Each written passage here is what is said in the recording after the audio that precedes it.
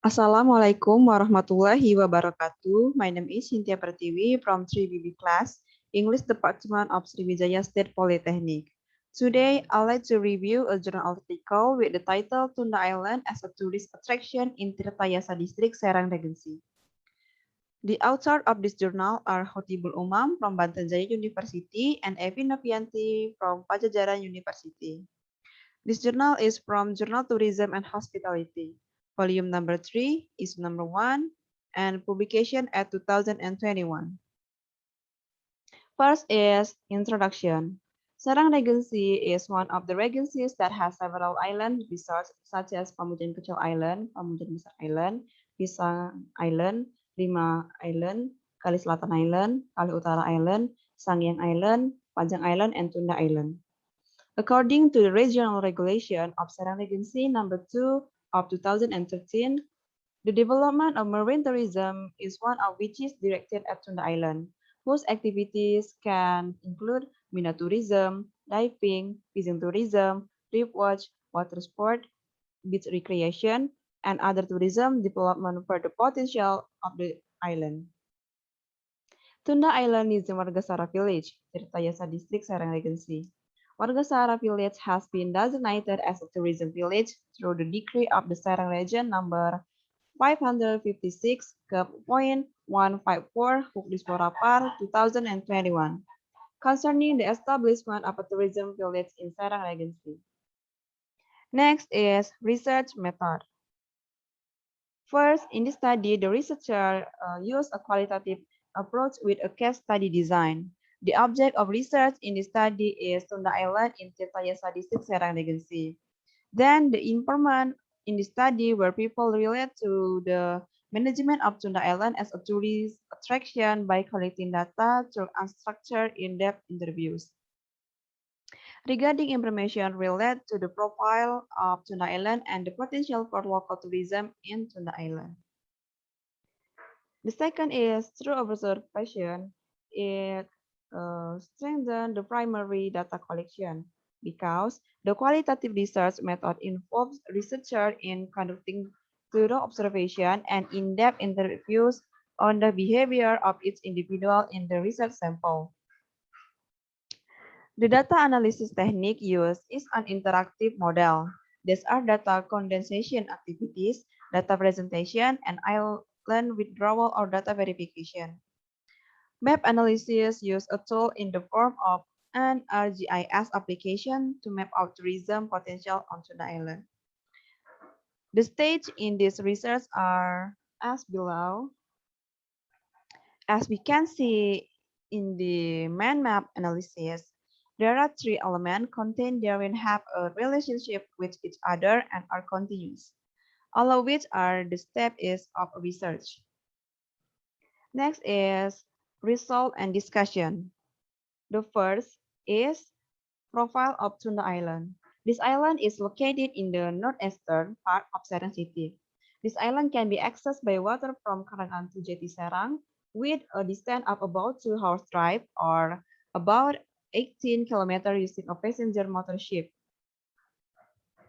Tuna Island itself was named by a community leader, Haji Muhammad Toha. Before 1986, this village used to be part of Lontar village, which was later divided into Wargasara village, Tirtayasa district, Serang Regency.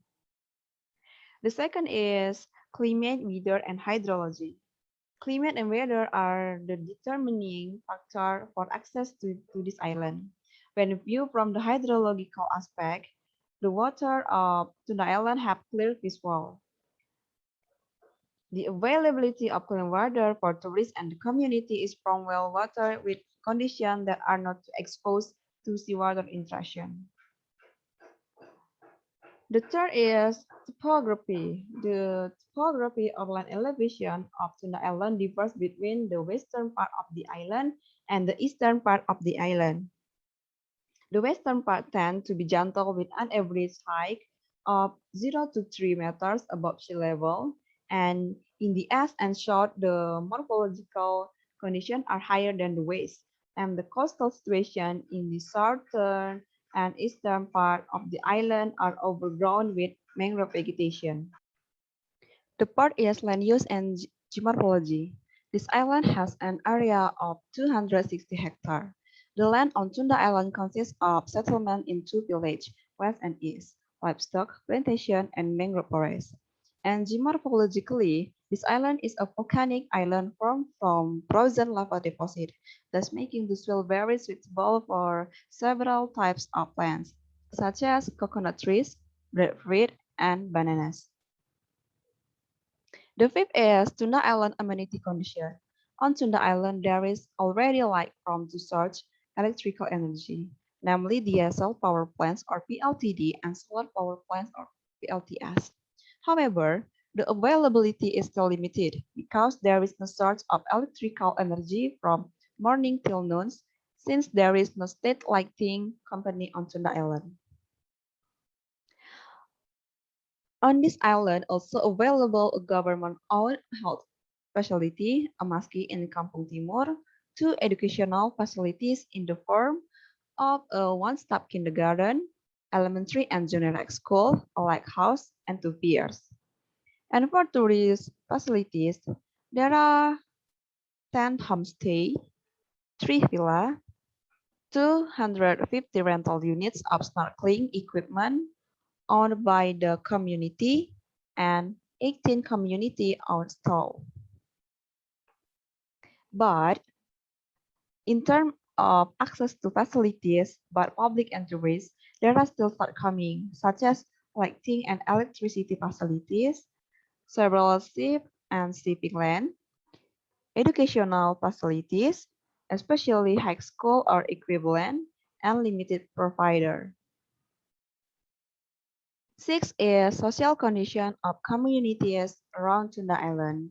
This village consists of two villages, namely West Village and East Village, based on BPS and Bapeda of Serang Regency in 2012. The total population of Tunda Island is 1,502 people with 436 households. Their livelihood are fishermen, laborer, farmer, manual laborer, and civil servant.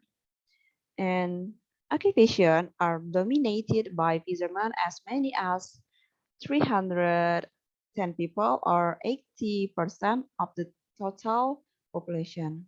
Then 22 entrepreneurs, 19 carpenters, and 4 farmers. 7 is exciting management.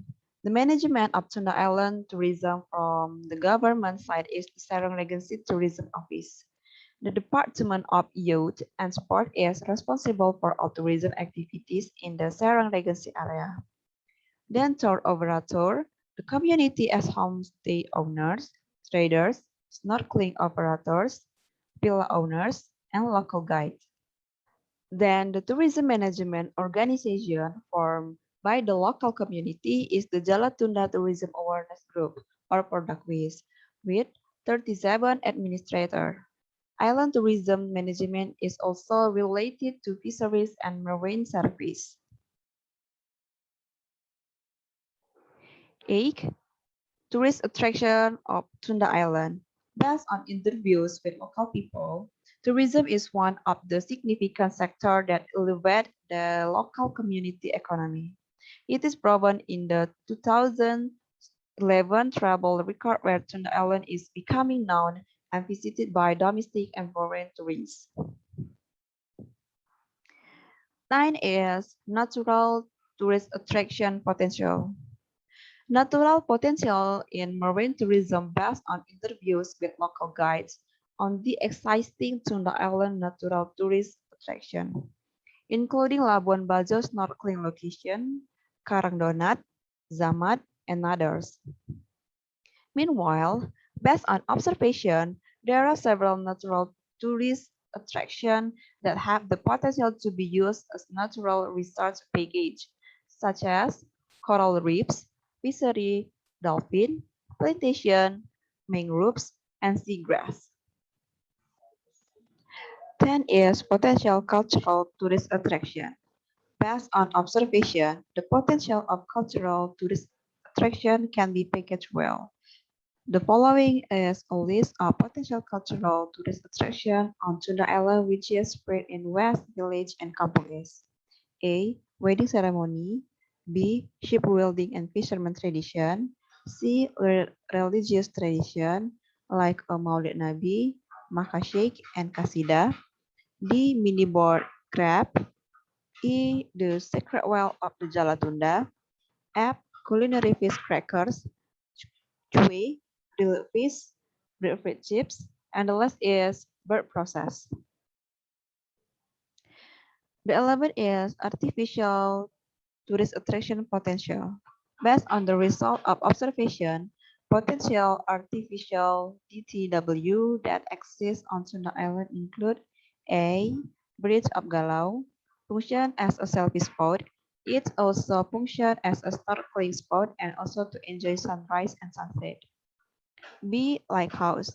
The Tuna Island Lighthouse, owned by the government, Central Transportation Service, function to regulate ship traffic, which is now also used to enjoy the sunset. As you can see here, this picture is an example of Tuna Island tourist attraction potential distribution map.